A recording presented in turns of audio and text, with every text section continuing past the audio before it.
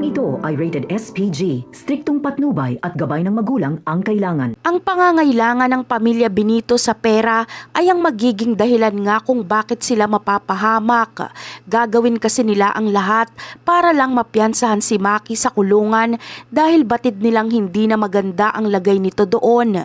Kaya noong malaman nilang namimigay ng pera sila Tanggol ay sinamantala nila ang pagkakataon. Dito ay ginawa nga ni Fatima ang lahat para makidnap si Tanggol para ipatubos ito sa halagang gusto nila.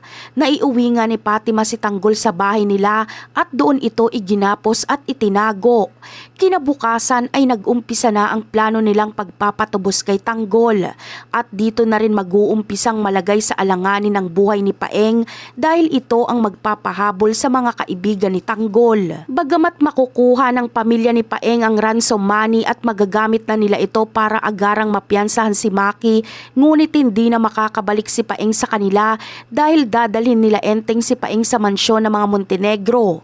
Doon ito kakausapin ni Ramon at tuturuan ng leksyon. Susubukang paaminin ni Ramon si Paeng kung nasaan si Tanggol, ngunit hindi ito pwedeng sabihin ni Paeng dahil alam niyang ikakapahamak ito ni Fatima pag tinuro niya kung nasaan si Tanggol dahil nandoon lang ito sa loob ng bahay nila kasama si Fatima.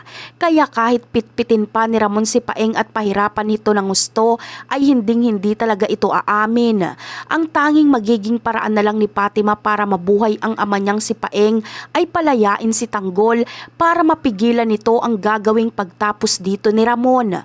At yan ang aabangan natin sa susunod na episode. Bye!